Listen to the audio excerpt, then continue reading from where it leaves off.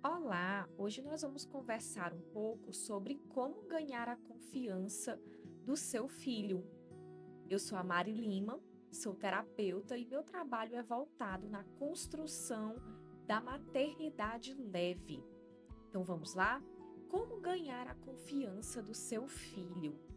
Primeiro eu queria conversar sobre o fato de que as crianças, elas já nascem confiando nos adultos. Existe uma confiança, uma entrega 100%. Por quê? Porque aquele bebê que acaba de nascer, ele não sobrevive se não tiver alguém cuidando dele. Então ele confia, ele se entrega completamente aos cuidados de outra pessoa, no caso da mãe e do pai. E essa criança depende dos pais para poder crescer e se desenvolver. Só que ao longo do tempo vai acontecendo em muitas famílias a perda dessa confiança, a perda dessa entrega.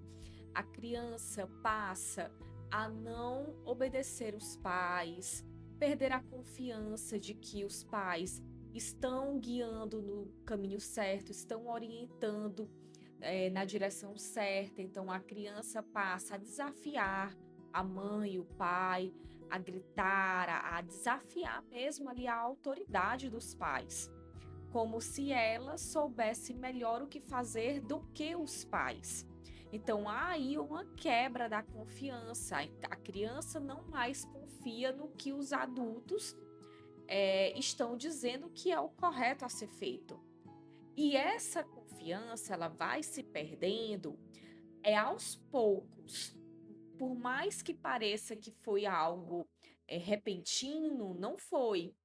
É uma confiança que ela vai se perdendo aos poucos, à medida que esta mesma criança ela vai percebendo inconscientemente, porque as crianças quando pequenas elas não têm ainda o raciocínio lógico, raciocínio mesmo de fazer associações muito coerente ainda. Eles não têm um raciocínio lógico formado, então é um entendimento inconsciente, instintivo, de que os pais ou os responsáveis não estão assumindo a postura de uma autoridade sobre a vida desta criança. Então a criança, ela inconscientemente, ela entende que aqueles adultos não estão sendo autoridade o suficiente para cuidar delas, não estão assumindo a sua posição dentro do que aquela criança acredita que precisa. Esses adultos não estão assumindo a posição realmente de responsáveis por ela, não estão sabendo guiá-la. E aí a criança ela perde a confiança e ela passa a ela mesma dizer como que ela quer que as coisas aconteçam. Então, o que acontece aqui é uma perda da autoridade do adulto. A criança não enxerga mais aquele responsável por ela, no caso a mãe, né, ou o pai, não os enxergam mais como autoridades. E o que é ser uma autoridade sobre a vida de uma criança? Eu gosto de comparar muito a autoridade com liderança de empresas. Se você for fazer essa comparação, fica fácil entender dentro de casa. Então, quando você pensa em uma empresa, que existe uma equipe que é liderada por alguém que todos dessa equipe confiam. Como é? Esse líder, esse chefe, essa pessoa que está ali no cargo de delegar as funções e de cuidar e de gerenciar, quando ele é uma verdadeira autoridade, todos da equipe confiam nele, porque sabem que o direcionamento que ele vai dar é um bom direcionamento. E todas as demandas e dificuldades que os funcionários dessa empresa têm, eles confiam de conversar e entregar essa dificuldade para esse líder, para essa autoridade, porque sabem que ele vai conduzir da melhor forma. Eles não têm medo desse líder, Eles confiam e respeitam, não existe medo, existe confiança e entrega. Entrega de que ele vai saber conduzir. Então, é uma equipe que confia, é uma equipe unida, porque é bem liderada. Então, uma autoridade passa confiança. Os liderados, né, na empresa, os funcionários, confiam e entregam problemas, entregam dificuldades e seguem o planejamento que esse líder faz. Então, isso é ser uma autoridade. Agora, se você fizer a mesma comparação para uma empresa em que os funcionários não confiam no chefe, não confiam no líder, acham que as decisões dele não dão em nada, não geram resultados, se eles fizerem do jeito deles, não vai ter consequência, né? O chefe vai falar, mas não vai acontecer nada. Então, é uma empresa em que a equipe não confia no chefe, o chefe não passa confiança. Se eles tiverem dificuldades, se eles tiverem desafios, eles mesmos vão tentar resolver. Existe aí uma desconfiança, uma falta de liderança, uma desorganização na empresa, porque esse chefe ele não consegue liderar a própria equipe. Então, quando não existe uma autoridade dentro de uma empresa e comparando a empresa com uma casa, quando não existe autoridade sobre uma casa, os funcionários, no caso, comparando aqui uma criança que não é para assumir postura de líder, não é para fazer do jeito que ela quer. Essa criança, ou então na empresa, esses funcionários, vão começar a agir como se fossem a autoridade do local, e isso gera uma completa desordem, fica desorganizado, não tem confiança, gera muitos conflitos, não tem entrega, a equipe não se entrega aos comandos que aquele líder, que aquele chefe dá, porque sabem que provavelmente não vai gerar bons frutos. Então, isso é o que acontece quando não existe autoridade dentro de uma casa. A criança entra em uma desordem interna e externa. Interna, por quê? Porque toda criança precisa de orientação para gerenciar as próprias emoções, para gerenciar os próprios pensamentos, gerenciar externamente a sua rotina. Então não tem ordem. Então a criança ela vai crescendo numa desordem que gera essa falta de confiança. Então o adulto ele é necessário, né, ao meu ver, que a mãe ou o pai consigam enxergar que se o filho não confia, se o filho desafia muito os pais, muito provavelmente a mãe e o pai não estão assumindo essa postura de autoridade. E por mais que esses pais achem que eles estão sim sendo autoridades, na verdade, se você for olhar ali atentamente, você vai enxergar brechas. E as crianças, elas enxergam essas brechas. Tipo, exemplificando essas brechas. No momento em que você vai chamar o seu filho para jantar, ao invés de você falar da seguinte forma: filho, é hora de jantar. E aí o filho fala: mãe, vou já já. Você deixa para lá. Você vai fazer outras coisas. E aí passa-se vários minutos, um tempo enorme, e aí depois você vai lá novamente e fala: filho, você não foi jantar ainda, você já vai brigando. O que foi que aconteceu aí? Você falou que era hora do jantar, o seu filho te ignorou, e nesse ignorar, você também ignorou o que você falou. Você disse que era hora do jantar e você mesma não cumpriu o que você falou. Você deixou que o seu filho dissesse o que ele iria fazer naquele momento. Se ele estava brincando, sei lá, jogando videogame ou brincando com um amigo. O que foi que aconteceu? Aconteceu a hora do jantar ou aconteceu que ele continuou brincando? Na realidade, eu não estou falando no que você falou. Na realidade, o que aconteceu foi a hora de jantar ou o seu filho continuou fazendo o que ele queria fazer, o que ele realmente queria fazer. Na realidade, geralmente o que acontece é que a criança continua fazendo o que ela queria fazer. E a palavra dos pais, não, na realidade, não valeu de nada. E uma autoridade, um verdadeiro líder, o que ele fala, ele cumpre. Então, ele não deixa para lá as palavras que ele verbaliza. Então, se você disser que é hora do jantar, é hora do jantar. E aí o seu filho vai necessitar encerrar a brincadeira, dar tchau pro amigo, e você ficaria na postura de guiá-lo, que nem um líder, fica ali do lado orientando. O seu filho vai dizer, vou já já, você vai explicar para ele, igual um funcionário explicando mesmo, fazendo essa comparação com empresa, né? Você tá ali educando, orientando como fazer uma tarefa. Você, como autoridade da sua casa, você chega pro seu filho e diz, eu entendo que você gostaria de continuar brincando, mas é hora de encerrar a brincadeira. É hora de agora jantar. Você precisa de 5 minutos para poder guardar os brinquedos? E aí seu filho vai dizer, sim, preciso de 5 minutos para guardar os brinquedos e me despedir do meu amigo. Você dá os 5 minutos para que ele finalize, guarde os brinquedos, se despeça ali do amiguinho.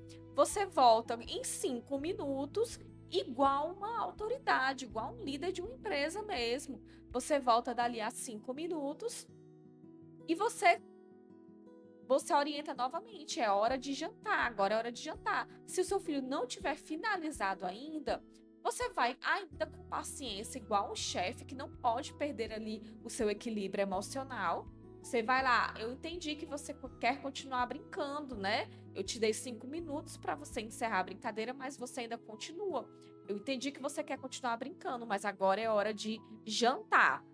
E você permanece ali do lado dele, não permitindo que ele mais brinque. Não é para você perder a paciência, discutir, ter um desequilíbrio emocional. Você é a autoridade daquele local. Então, o interessante seria você não ter esse desequilíbrio emocional. E você fica lá orientando ele, não permitindo que ele faça outra atividade, porque naquele momento é o momento de ir jantar.